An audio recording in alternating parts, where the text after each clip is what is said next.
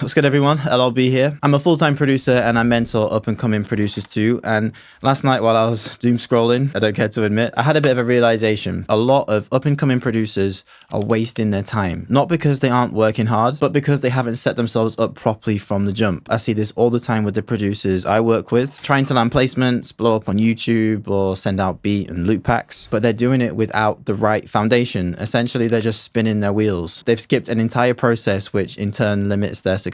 So in this video, I'm going to take you through a real simple 4-step process that you can follow right now to help turn your passion for music into a full-time career without burning out or giving up too soon. In my experience, most people get into music production, they kind of self-teach and stumble their way through the whole basics of music production for, 6 months to a year, a couple years, and then jump straight to the end goal, trying to get placements, trying to sell beats online, make content, all before the product's actually ready. But here's the truth. If your product isn't solid yet, i.e. your level of production, your production skills, then everything else, trying to get these opportunities becomes 10 times harder. Are you trying to network? Are you trying to DM up-and-coming artists to work with and constantly getting ghosted?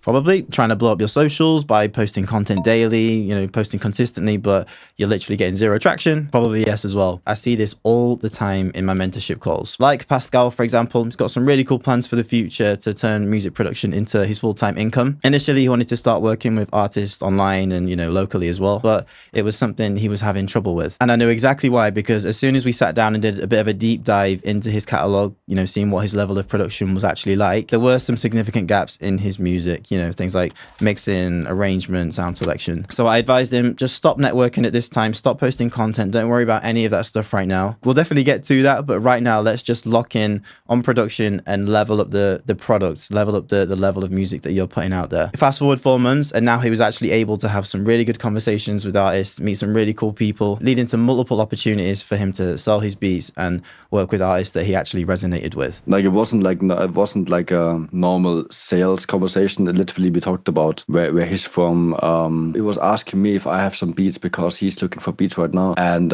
if I can shoot him some over. And I was like, yeah, sure. So I sent him like 8 beats over, and he was like, bro, like he liked this one beat I had. The problem isn't the strategy. In fact, most producers are probably doing the right thing for the most part, but if the product isn't good enough, then it doesn't matter how good you are at networking, how good you are at marketing or making content. Nothing's going to save it. Now, that's not an insult. It's actually an opportunity. So step 1, just stop chasing sales, stop chasing placements, stop chasing these industry opportunities just for a little bit. Just lock in for a little while and have some fun, just experiment and get good at making music. Get feedback from strangers, other producers, not your friends, not your family. If other people, especially producers with zero ties to you, totally unbiased, really enjoy your music, that's how you know that you're ready. Now, once your beats are clean, it's time to actually look the part. Now, I remember being in a session with an artist and he showed me his DMs. He showed me his requests folder flooded with producers all trying to send him beats, most of which had no posts, no profile picture, or just some crappy AI cover art or something like that. And their account was on private. Now, I think you probably know if that artist actually got back to any of those DMs. Definitely not. So start things off by setting up a professional Instagram page. That's still the best platform for networking with artists right now. Think of it like your storefront. It's what artists are going to see before they decide to work with you. You only need 6 or 7 solid posts to get things going, a few clips of you making some beats, some clean photos of you in the studio, maybe a carousel post showcasing your sound. Make your profile picture clear, professional, easy to see, and of your face. Just put your face on there, please. Nice simple bio, your name, who you're trying to work with, and what you can offer for artists. Just let people instantly know what you do and what you have to offer. And if you're not too sure, just set a profile up, show it to some random person or one of your friends and ask, okay, if I showed you this and you didn't know who I was and you didn't know what I did, would you be able to figure it out in the first few seconds of looking at my Instagram? If the answer is yes, then congrats. Now you can move on to step 3.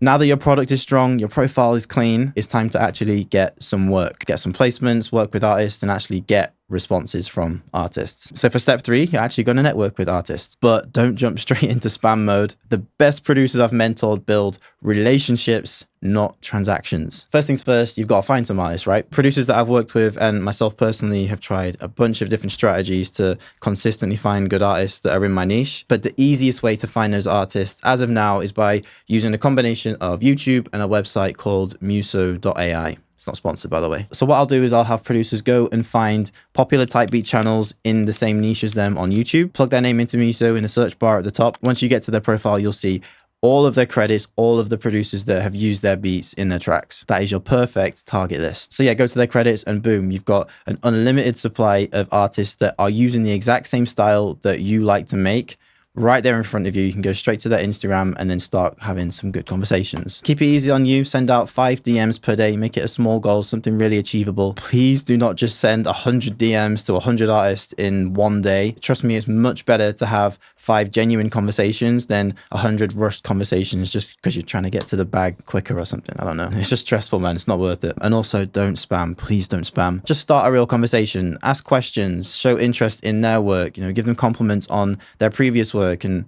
ask them what they're about to work on, you know, in the future. You're not trying to close a sale. You're trying to build a genuine connection. That's how you get consistent work without having to chase everyone down.